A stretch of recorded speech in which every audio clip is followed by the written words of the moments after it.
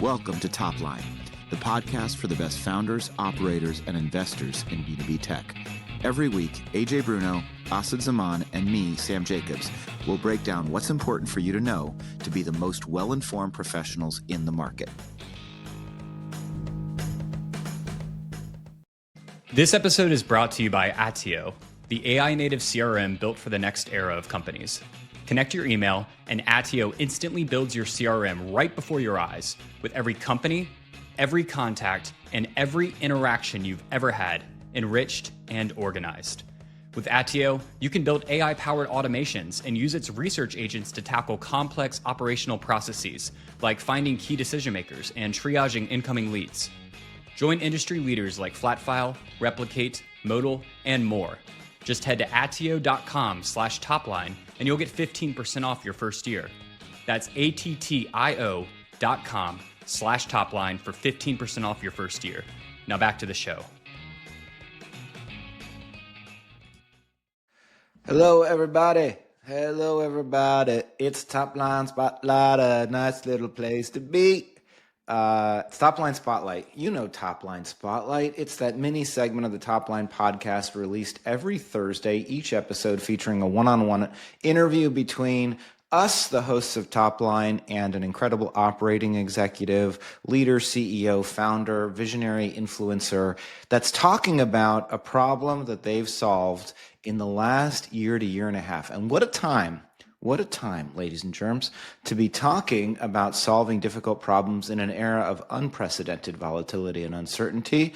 AJ Bruno, the CEO of QuotaPath, Sam Jacobs, and I, that's me, Sam Jacobs, have Russ Mikowski on the show. Russ is the CEO of SurePeople. He's a founding member of Pavilion when it was known as Revenue Collective. He's a longtime operating executive and CRO in the HR tech space.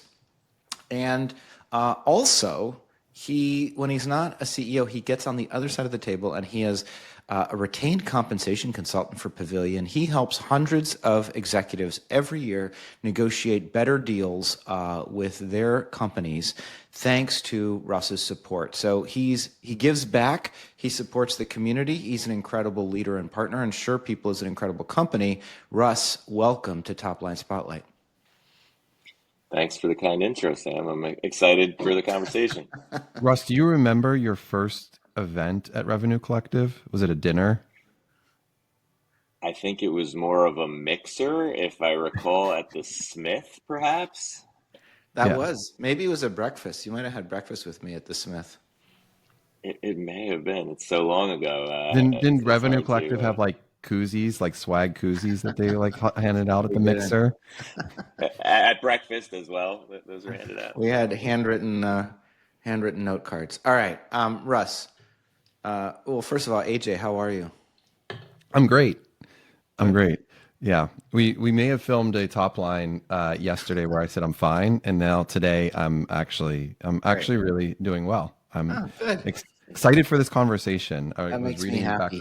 When you're doing well, I'm doing well. That's how I feel about you doing well. All right, Russ, did I forget anything in your bio? Anything that you would No, like to I don't believe so. Where are you from originally? Where'd you grow up? So I like to say upstate New York, which anyone in the Northeast seems to use to clarify that they were born north of Manhattan, not upstate as far as like Syracuse or Rochester, but Orange County, about an hour north of New York City. Where Tuxedo is, right? Or Tuxedo Park, you know where that place is? Not far at all. Yeah, I played tuxedo sports teams in high school athletics frequently. Did you ever go the place where they've got like all of they got that old tennis, like it's like a haven for racket sports around the lake. Anyway, I don't need to belabor the point. You are the CEO of SurePeople. Tell us about SurePeople. What does the company do? Why is it important? Yeah, so SurePeople is disrupting the traditional psychometric assessment model. We own proprietary IP to a psychometric self-assessment called Prism. It's actually the most robust vehicle of its type on the market today. And where traditional psychometric assessments like DISC, Myers-Briggs, Hogan can be really valuable when an individual is looking to learn more about themselves. They're often reserved for small privileged groups like the leadership team at an executive offsite, or a group of high potential employees that the company wants to provide a kind of coach-led session for. But the lack of universal deployment across an organization carries with it kind of like a limited value for these assessments. The intelligence that's derived from them is not available in the moments that matter most in the flow of work. And that's what we're here to address, right? By really looking at a go-to-market model that encourages deployment across whole organizations, democratizing access to these psychometrics. We build this really cool people intelligence data layer that can then be used to fuel within the flow of work tools that we already use and communicate within, like Slack and Zoom. It's really cool stuff. Yeah, Russ, I took the assessment in December. The first thing I noticed was the UI of the especially on the mobile app. Like, it actually makes it feel like you're going through an experience. I don't know if that's just the color palette or what, but I was like clicking through it. I'm like, oh, I actually feel good answering these questions, where most of them, they're just like these surveys that are just like put in front of you and just like, ugh, you got to click through. But you all did a great job on the front end of making it feel like you have to read the question to make sure you engage. Was that I'm sure that's an intentionality on your part, right? Definitely intentional. When we think, again, to the traditional assessment world, not too long ago, we were taking these things with, Scantrons and number 2 pencils, right? And the results were metaphorically, sometimes literally, stuffed in your desk drawer in a manila folder, unaccessible to anyone outside of a human coach walking you through every element of it. And, the cost that carries with it is one of the reasons that, these assessments have been targeted at smaller privileged groups. The intelligence gained from those things was not easily accessible. We really focused on educating people in exchange for the time that they've committed to answer these questions, and doing so within a UI that's like very comfortable, familiar, inviting, and hopefully encouraging people to come back and use the tools again, not only to learn about themselves, but also others within their organizations. Russ, how old is the company? Tell us a little bit about the history of SurePeople and how you came to be CEO. Yeah, so SurePeople's been around for about 10 years now. We've been working with, historically, primarily larger Fortune 500 type businesses in big healthcare, big banking. A lot of professional sports organizations use our product. Coaching and development, surprise, surprise, is important in athletics. And I was brought on about a year ago, to think about taking the company to the next stage commercially, and really zero in on finding maybe a more focused ICP. Think about trying to address some of the technical debt that we'd amassed over the years, and build out a more of an integration oriented data product strategy, as opposed to how we'd operated historically, which was as more of a platform tool set. And that's a transition that's still underway, but we're making nice progress with it. Were you an advisor to the company before you joined? No, I was not. I was recruited by one of the typical exec recruitment firms. And what I'm realizing is pretty frequently the case these days, even when talking to Pavilion members I'm advising about negotiations, is a lot of these CEO searches conducted by companies who maybe haven't hit the second or third stage of growth are targeted on folks who've more recently been CROs in a particular space. Yeah. Hopefully with a little bit of an exit track record, right? And this particular company / investor set / recruiter was looking for someone who hadn't actually been a CEO before. So this is my first at-scale CEO gig. Were you looking for a CEO gig? Absolutely not. I wasn't looking for any gig, to be honest.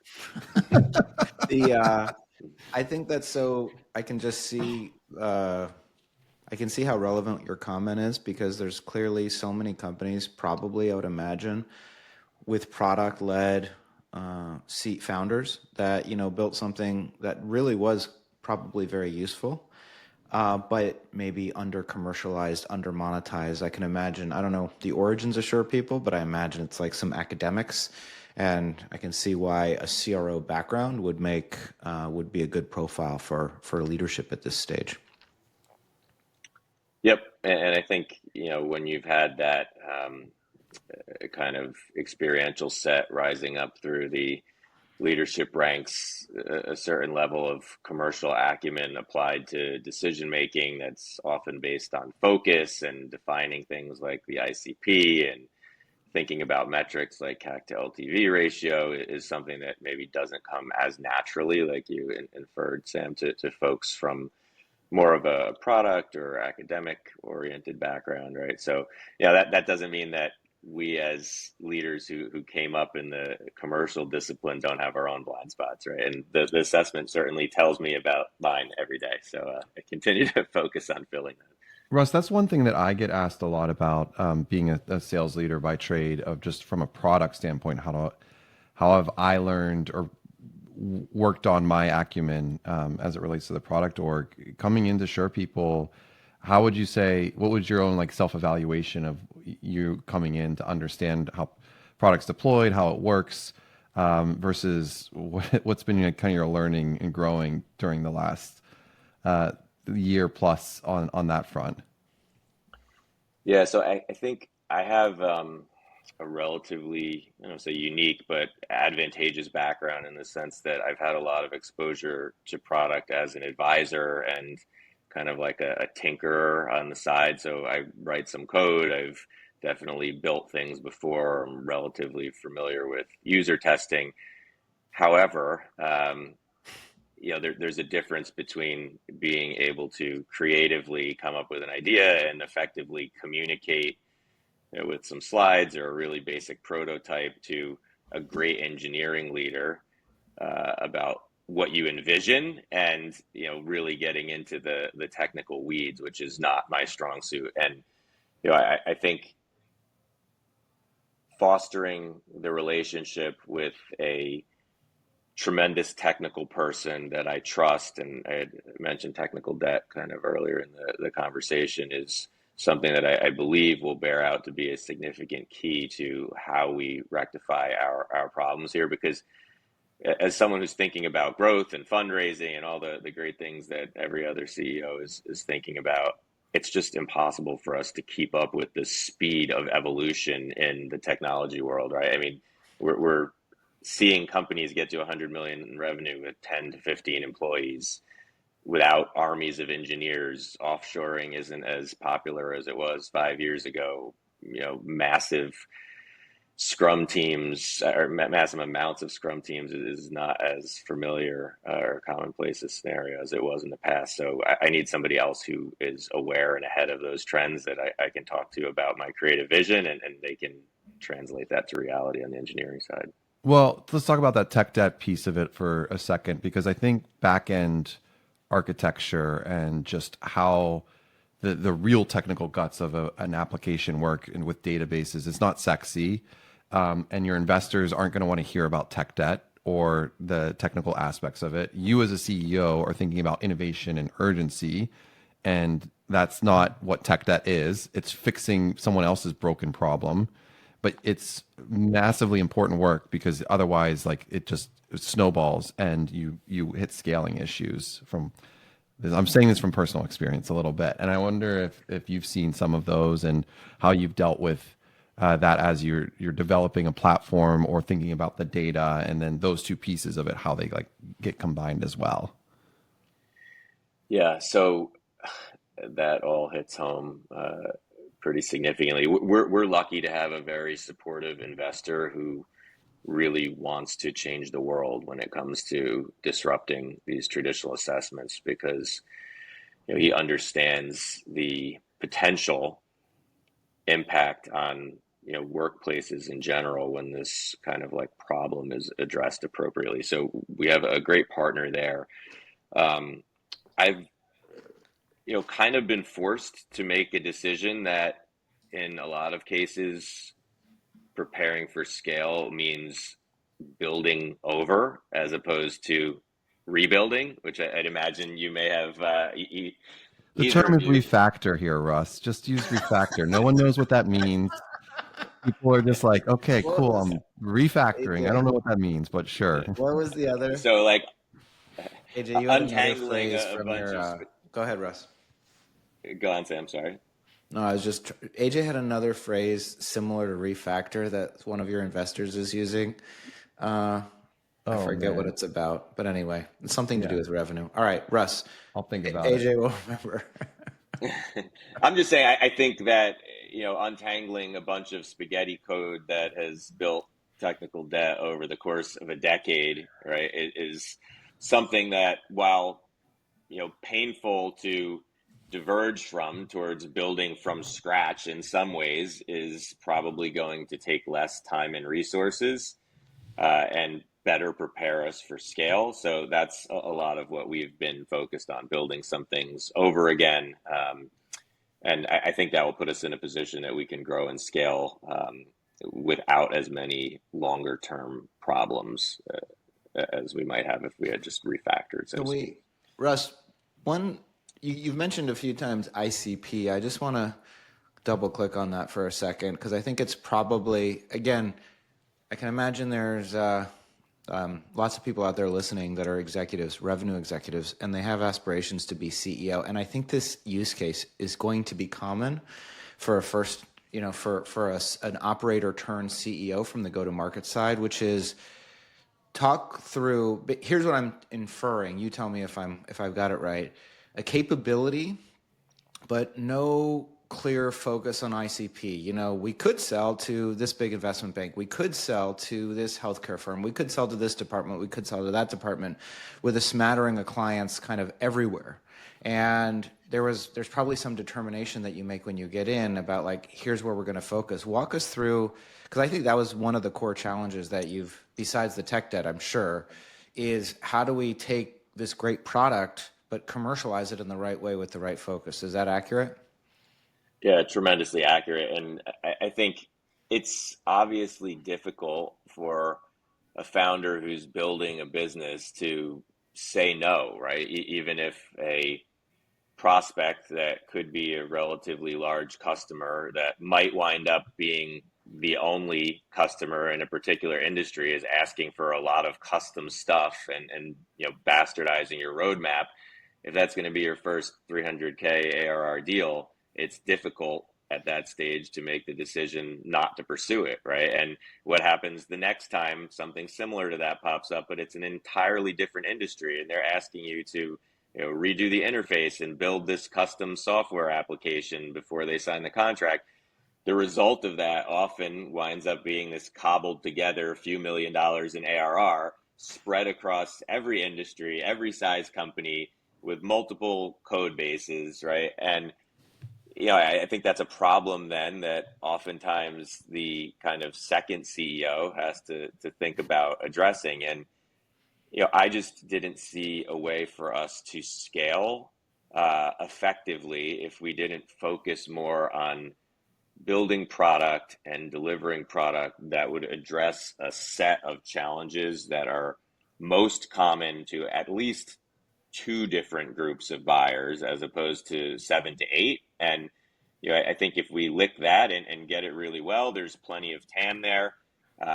Beyond that, we can always kind of build concentrically from there with heavier tools. But I also look at the larger the companies that you're serving, uh, in a lot of cases, at least historically, the more kind of like platform functionality expectations there would be, and those are difficult to maintain for a company that's earlier in stage, not funded with tens of millions of dollars, right? So we've made the decision very intentionally to leave more of that platform stuff to the big HCMs and focus on this incredible layer of data that we can collect via our assessment, which is a core element of our product, and then use that data to make people smarter about how to work with others and optimize their work experience. Russ, how often are you talking to the company about these focuses and these initiatives? Is that something that's very clear in every all hands,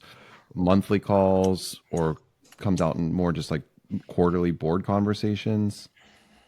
Yeah, no, we have a whole company stand up every week where we're very transparent at this point. And, we've gone through a series of restructures to ensure that we have the right people, the right number of people, the right people thinking about the right things. And I think it's really important as you go through changes like that to be very transparent, communicative, make sure the team understands why we're making the decisions that we are.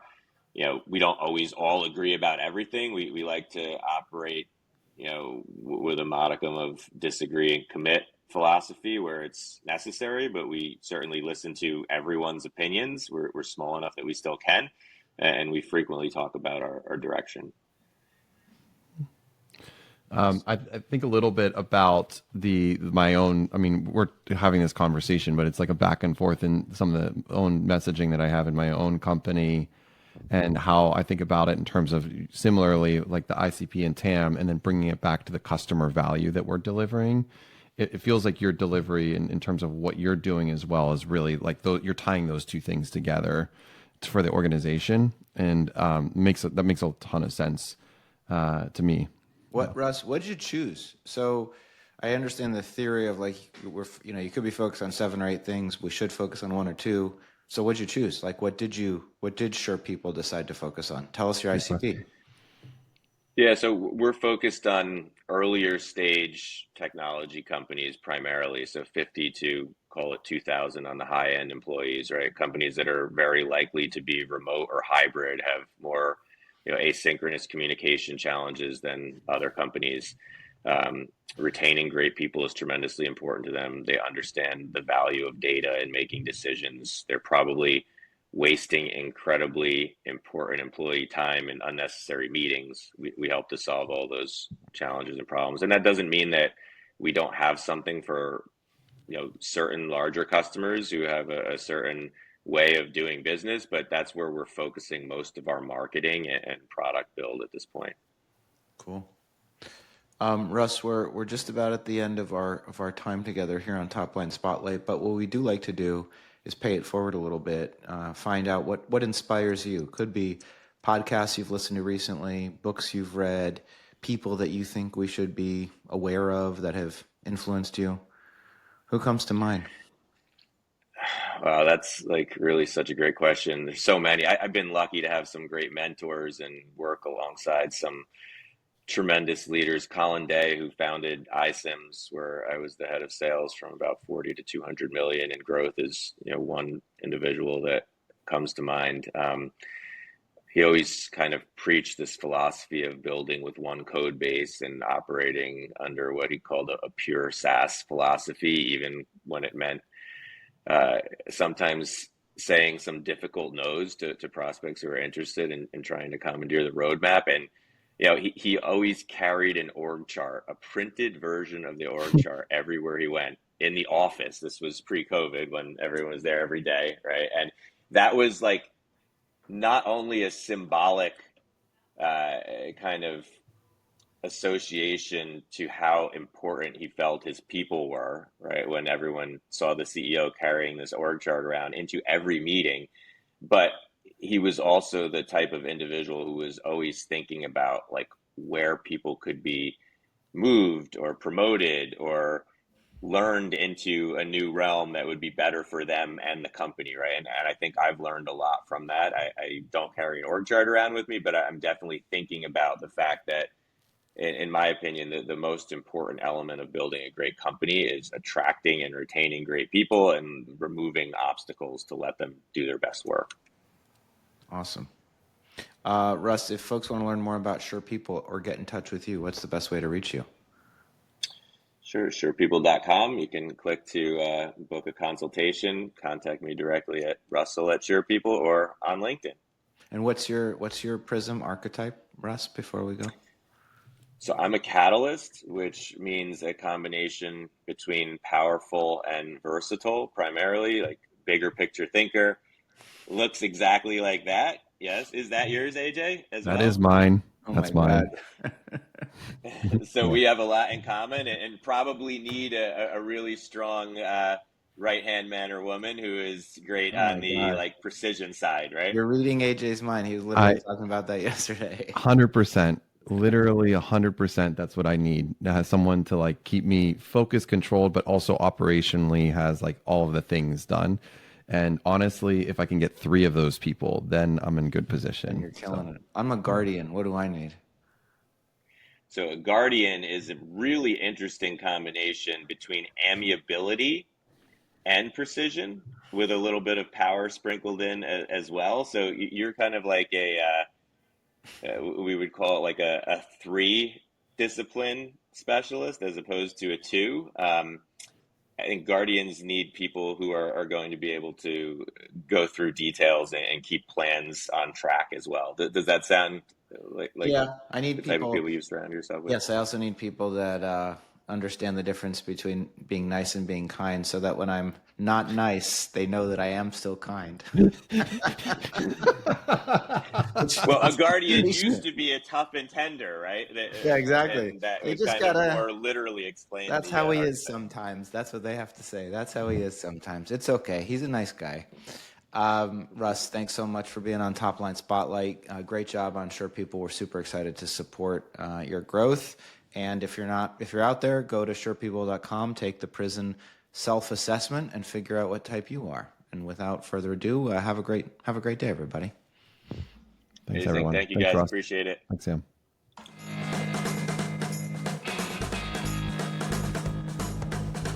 Thanks for listening to Topline. New episodes come out every Sunday.